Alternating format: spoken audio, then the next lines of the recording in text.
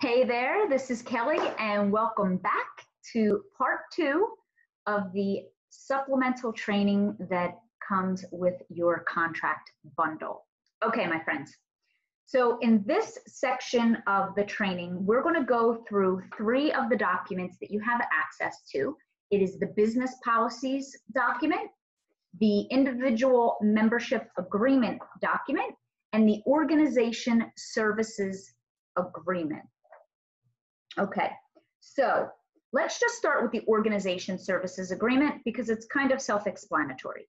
This is what we use when we are hired to work with a client and we're pretty much just focusing on organization work. Now, if you don't want to use the organization services agreement, you can go back and use the simple contract that we gave you access to that we talked about in the first training. So before we used this document, we actually just used this document.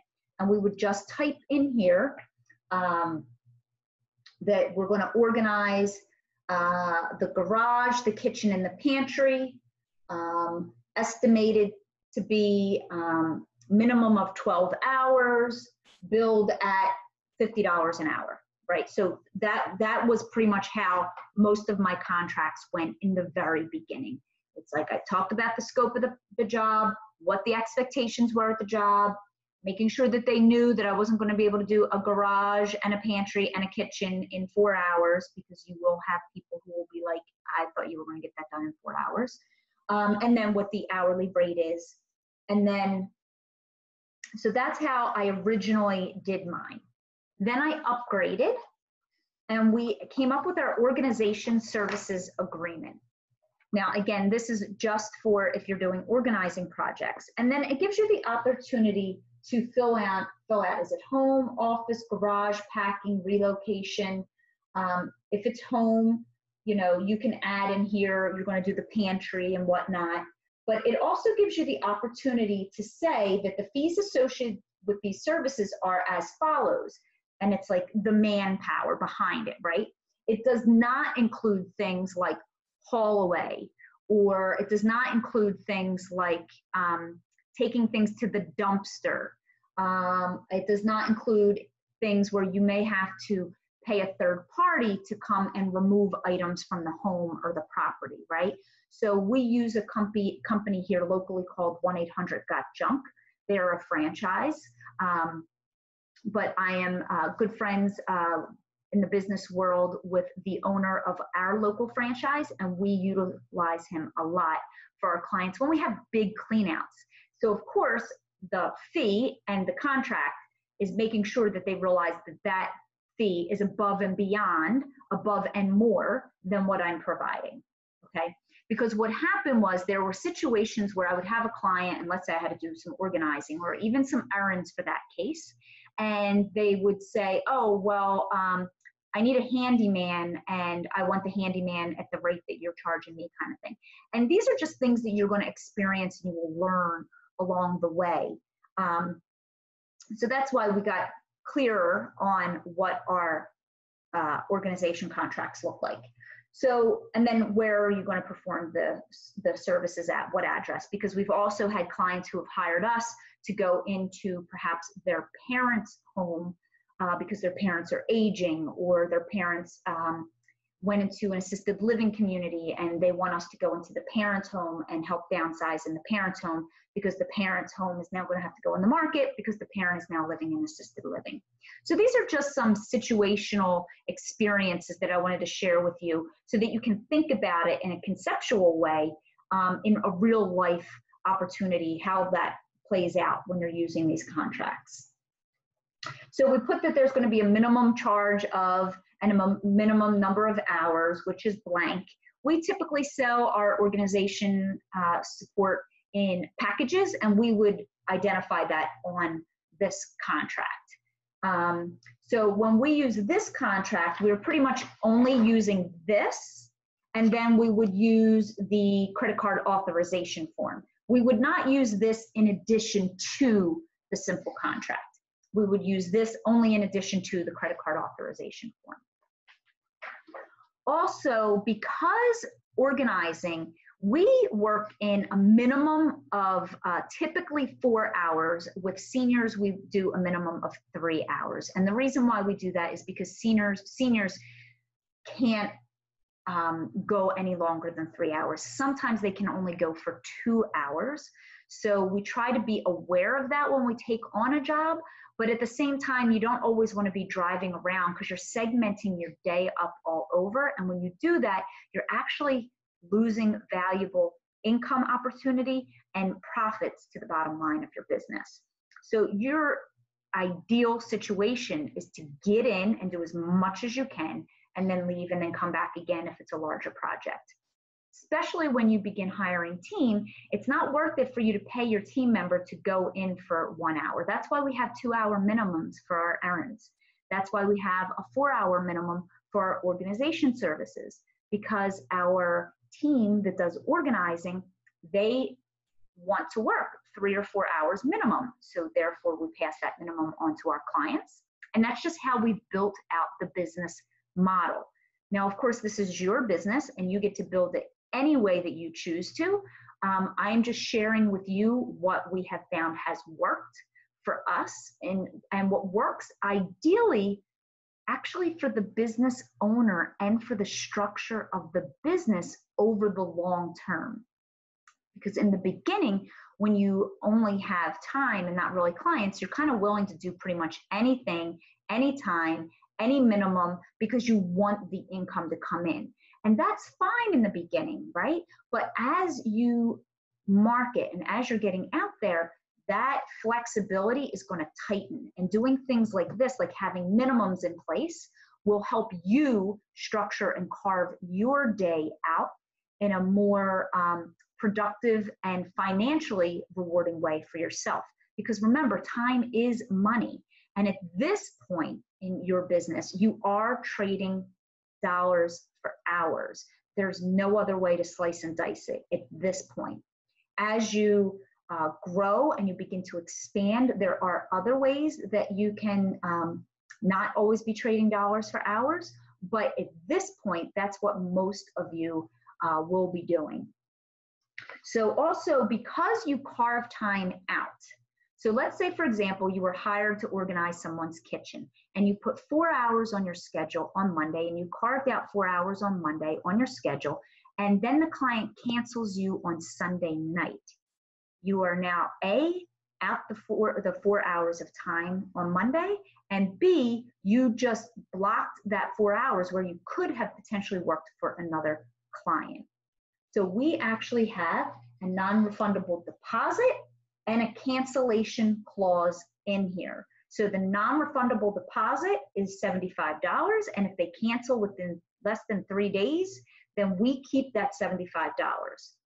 Now, some clients, they're just going to keep canceling on you and they just weren't really ready.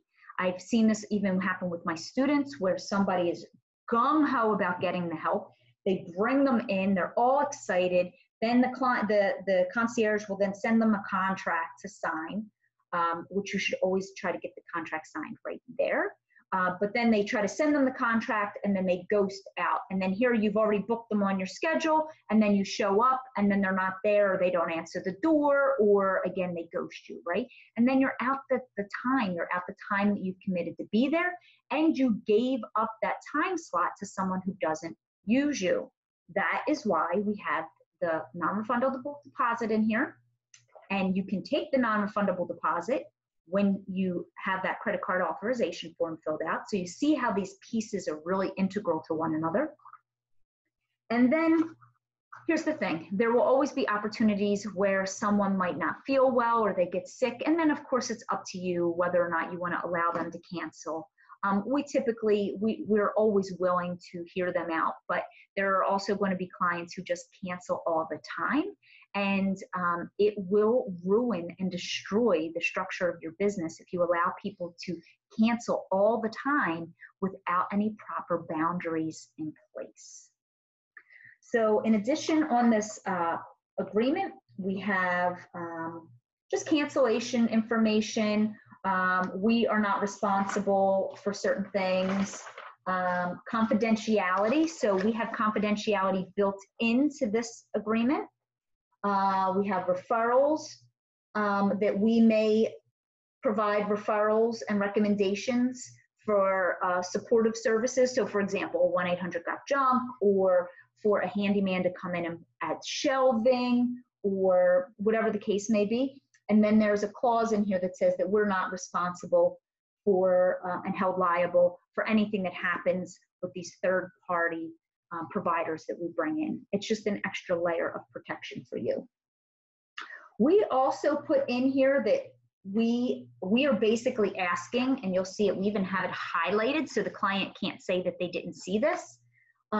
We take pictures of before and afters, and if they do not want us to take pictures of before and after, they have to initial here. So this way, if your client says, absolutely not, you are not allowed to take pictures of my clutter, because a lot of times people do feel protective when it comes to their clutter in their homes. They feel very embarrassed, and they also don't want to be used in a way that will make them feel embarrassed by their situation. We always tell people, even if we do use your photos, we're not saying John Smith, who lives at 1815 Lafayette Drive, that this is what that person's house looks like, right? No, you do it with discretion. You show a before picture and an after picture. You might tell a little story about it, like this client felt overwhelmed by getting their kitchen organized, and we were able to come in, and here's a few examples of what the kitchen cabinets look like now. So that's the type of promotion that you would want to do with the photos. And then, of course, there's a liability clause down here. And then we also have a satisfaction guarantee down here. And we actually had to pull this out about a little over a year ago. We had a really bad experience with someone who, she just became very volatile and threatening, and she came after us, and she went to her credit card company and told them that we did not perform the services and that she wanted the money back. So they ended up taking the money back from my credit card, and we had to fight that, and we were able to actually fight it with pictures. So, and then she was not able to get her money back. We actually gave her half of her money back. We said, you know what, because we honestly didn't want to make it a whole big ordeal, and we had given her back, not half of it, but a portion of it back. And then told her we were basically severing our relationship with her, and we would no longer perform work for her. And she was trying to tell the credit card company to give all the money back, but we had already refunded partial. So when we had to submit our supporting documentation, and we had the pictures as well, and the email communications and copies of the text messages, they did not pursue that, and they did not take the rest of the money back, because I had already charged her credit card. So that's why these things are important. These things will pop up. It's just the nature of being in business. So when this pops up for you, or if it happens, when it does, just know that you're not alone. You did nothing wrong. You did nothing bad. This is when we have our group Q&A calls and some of our other programs, you know, these are some of the things that we tackle, situations like this, and we help people, you know, navigate through them. Just know that it happens to everyone. And what you do get to do is you get to learn from the experience. Why do you think we have a cancellation clause in this contract? Because people were canceling all the time, and especially back when it was just me and I was carrying a pretty full schedule, and I carved out 4 hours for someone and then they canceled on me at the last minute or the day of. I was out that money, and I couldn't replace that money or that time because it was too late at that point. So most of the time, that's why people, the contracts and the rules and regulations and everything that people come up with, they all end up coming up as a result of an experience that they went through. And that's why this contract bundle is so valuable, because you're getting all of the many years of experience and what I had to go through step by step to create these documents, and then sharing with you the real life situations as well for you to be aware of. Okay, so pretty much that is it. That is your contract that you would use if you were having an organization client. And then again, you want to use this in conjunction with the credit card authorization form. The individual membership agreement, I'm not going to go into this in detail, but if you have purchased the pricing program where we teach you how to create a recurring revenue model and a membership model, this is the document that you would use to coincide with that. But basically what I do want you to be aware of is the different fees that are listed here. The employment status portion basically means that you are working as an independent contractor for these people, which is actually really valuable when you are working with people who own a business, because they can run you through as a business expense. Of course, they need to make sure and verify that with their own accountant, but a lot of times it could be run through as office support, office help, administrative support, filing support, organizational support in the office and the home, and all those things can attribute to their business growth, and therefore it can and is a business expense. So that just basically says that they are protected there. We have a list of the surcharges that we may charge. And then again, there is a cancellation clause, because even clients who are on a recurring membership, if they're canceling the day before and the day of, you've blocked out that entire day to be with them, and then they cancel you. And that's not fun. So you do have to protect yourself as well. So I'm not going to go into this in any more detail than that. You can basically go through it, because we're actually going to pick up a lot of the information in the business policies document, and then you'll be able to kind of match them up. The business policies is something that we have used from the beginning. Now, I know that there are people out there who will tell you that it's not necessary and that clients don't like to sign a bunch of important jargon and yada, yada, yada. But I will tell you that having the business policies in place alleviates any conflict when someone says, I didn't know that that was the case, or I didn't know that that was the charge, or I didn't know you charge more on weekends, and I didn't know that, you know, whatever, it was outside of my driving radius, right? And that's why we have the business policies in place, to make sure that they're aware of that. And it's their responsibility to read through the business policies. Now, I will say, when we talk to someone on the phone, we always highlight the important things in the policies. Things like after 6 p.m., it may incur an additional fee, or it's a Saturday, it will incur an additional fee, or this is about 40 miles away, we will have to charge you a mileage surcharge. Or we will use our company credit card to purchase your groceries, but there is a fee associated with that, right? So we will tell them those things over the phone. Then this way, when they get the policies, they can skim through it, and everything that you've told them is stated here. And just make sure that whatever it is that you do tell them is correct in your business policies. Now, you do not need to use the business policies when you're giving the organization services, because most of that information is here. You don't need to use the business policies when you're using the membership agreement, because most of that information is already combined in here. The time that you want to use the business policies are oftentimes when you're just starting out and you're using the simple contract.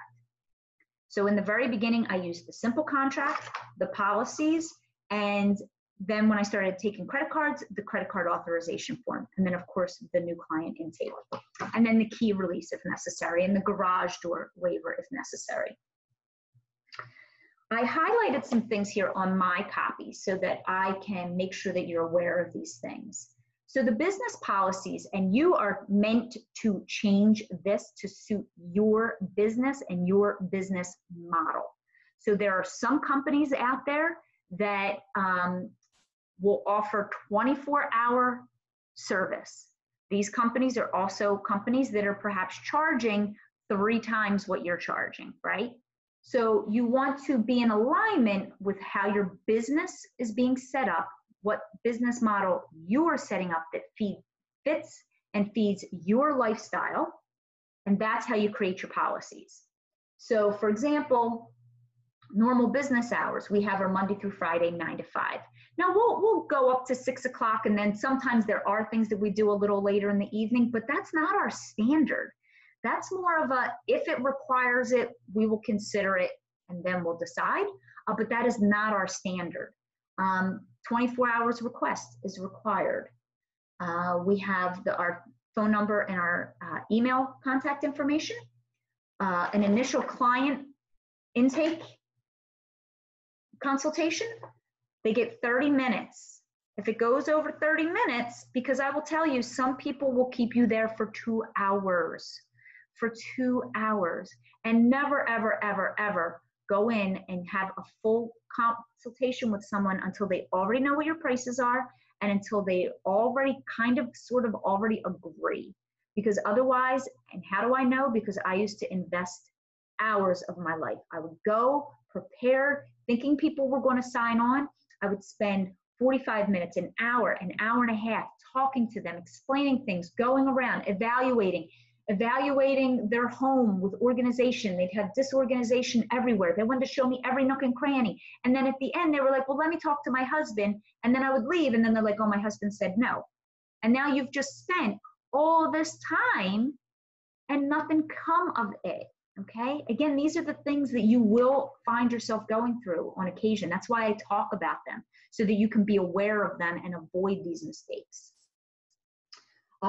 Their service, so here we have the 1 hour minimum, right? But that was our original business policy. Now we have a 2 hour minimum, right? So this is here for you to change and tweak to fit your business model. We do a 10-mile radius, you might do a 20-mile radius. For some people, I know concierge who are kind of like in the middle of nowhere, and it takes them 20 minutes just to get to anything, right? So they don't charge their clients that 20 minutes drive, and they don't charge their clients that additional 10 miles that they have to drive or 8 miles that they have to drive, because it's where they live. They're in the middle of nowhere. So oftentimes clients who are concierges who live sort of in the middle of nowhere will start their time and their mileage radius from a normal beginning point, right? So if you're 20 minutes out into the boonies or into the woods, as we say, then when you get to quote unquote the first highway or civilization, that's where you would normally want to pick up and start your time and your radius.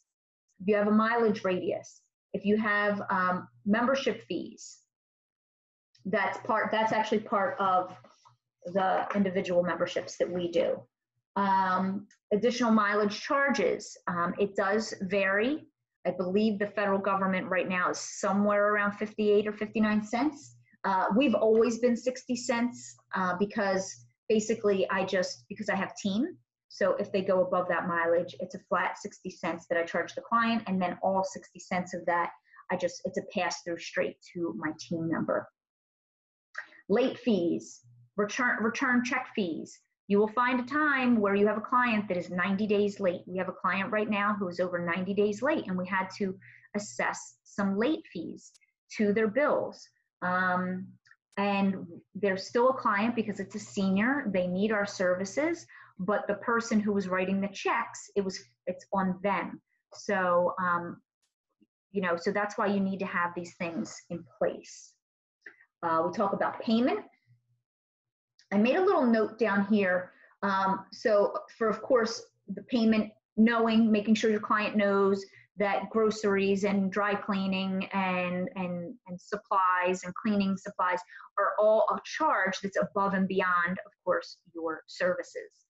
You'd be surprised that some people think that your fee includes the groceries. It does happen. Also, we will pay for clients' expenses in advance for them with our company credit card. A quick note about credit cards, you always want to make sure you have a separate credit card, always, from personal use to business use, always, always. And then you can pay for, let's say, the groceries with your credit card. So we also have one here, and you can find it on here under payment number 5. So for example, let's say we have a client who buys a package and the package costs $500, right? We will not charge any fees on that $500, even though we have to pay a fee for the credit card to process, right? So we might charge $500, it might cost $25 for the credit card processing fee, but $500 is what they get charged. If they are $500 is for their contract, for their hours, and then let's say you buy $50 worth of groceries. Whatever we pay for that is beyond running their credit card for their services, so anything that we pay out of pocket on their behalf using our credit card, groceries, the dry cleaning, the car detail, the party supplies, anything, we charge a 10% administrative fee on top of those expenses. We don't charge a fee on top of the package, on top of the time that we charge, but we do charge a fee on top of the expenses. And here is why, my friend. I had a client once who said, why are you charging me such a high fee when credit card credit card processing fees are only like 2.5% to 3%? And I validated that. I actually did not validate that to her. I pretty much just said to her, I understand that that's how you feel, but our business policies clearly state that it's a 10% administrative fee for all expenses that we're paying out of pocket up front for you. Because what's happening is you're putting on your credit card, you're carrying it over, and then here's why else you need to put that fee on there. One, the fee will cover the fee that you are now paying to buy their groceries, right? So if it's $50, 10% of $50 would be $5.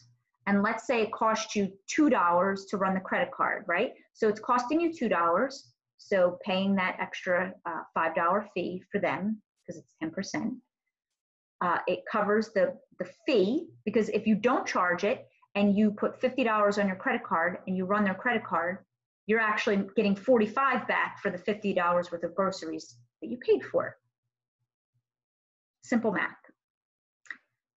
The reason why you want to charge above the minimum credit card processing fee is because it is man hours and man time to enter all of those credit cards into your bookkeeping system. So we use QuickBooks. So if I have 10 receipts for a client, I have to enter all 10 of those receipts into QuickBooks. So that's actually man hours. And then when it's not me and it's not you and you have a bookkeeper helping, then it's your bookkeeper, and then you're paying your bookkeeper to process all of these receipts. This is a lot about business that most people never even think of. These are the things that negatively impact your cash flow and negatively impact your profitability. So that's why I went right back to her and said, it's part of our policies. In my head, I was like, she doesn't realize that we have, this is manpower on the back end. But I did not justify her. I just told her this is what it was. And she was fine after that. But people will question you. I will tell you that there are other people and there are other concierges out there who don't charge any fee. There are some that only charge 5%, and there are some that will charge 20 and 25%. So it's really you that needs to make that decision. I will also tell you that you're not allowed to charge a credit card processing fee. You are not allowed to charge that. And I've actually had people, I used a pet company for when we traveled for 16 days in Alaska. And let's say they had come and they took my cat and they took care of my cat for me the whole time we were gone. And let's say it cost me $500. And he literally had on there $500 for check, or it's 3.5% if you pay by credit card. technically, legally, he's not allowed to do that. You're not allowed. It depends, actually. It depends on the state that you live in. We do not put down that it's a credit card processing fee. We write down it's an administrative fee, because technically it is. It's an administrative fee. It's taking my time to put all this additional information in there. It's taking my time, and you're using my credit card to pay for your stuff in advance that I then have to get the money back from you to pay off my credit card. So it takes time. And for that case, that's what we call it, an administrative fee. I also wanted to make a note that in under payment section number 4, the types of payments that we accept, I just wrote a note here that I just want to make sure that you're aware of.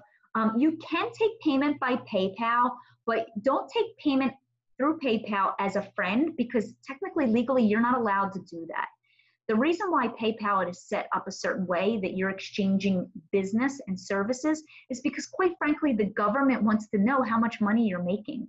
And if you want to be legit and you want to do things the right way, you are going to have to claim the monies that you make on your taxes. So that is why I don't personally, I did take a little bit of PayPal in the beginning, but I traditionally do not take PayPal anymore.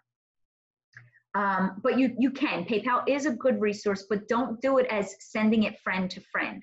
I will tell you, we hired someone to, it was like a birthday gram kind of thing. Somebody showed up to sing, and the woman that did it, that's how she did it. And I will tell you, from that moment on, I felt so skeevy, because she didn't want to pay the fee, which means she legit doesn't want to be seen as a CEO of a company. She legit does not want to build a reputable business. This is more of a side hustle for her. And we did use her, but we would never use her again for that being one of the reasons, because you're just not doing business the right way. It's a little bit on the deceit side, okay? Another thing I wanted to put in here, a lot of people try to take payment via Venmo. If you read the rules on Venmo, you are legally not allowed to take payment for services on Venmo. Again, because it is not trackable by the government, and therefore it is illegal. So I know some people like to use Venmo for their services. You can do so, that's your choice, but I am letting you know that that's illegal. Sorry. And then also in the business policies, again, surcharges. Are you going to have surcharges? We have an additional fee for, Saturdays or Sundays or holidays. But traditionally, we actually try not to do work on Saturdays or Sundays or holidays, because we're all moms. Everybody on my team is a mom. Their children may be grown, and some of them, their children may still be younger, but we actually my business model is set that we try to do our best to be home with our families in the evening and on the weekends and the holidays. But you can have surcharges. Again, you might not want surcharges, so you could eliminate that. Cancellation fees, confidentiality. That's why I said when you're using business policies, you don't necessarily need that confidentiality agreement, but I gave it to you because some clients may ask for one specifically, and that's why I gave that to you. And then, of course, there's liability and a satisfaction agreement on there. All right, my friends, hopefully that gave you so much information that you are so excited and grateful for this. This bonus training that I gave you with these contracts. It gives you so much better level of understanding when there is real life situations and scenarios attached to me just giving you documents. Because there are documents online, you can find some documents online, there are things that you can download online, but unless you are aware of the nuances and the things to consider and why you want to consider certain things, you're missing out on great opportunities for business growth for yourself.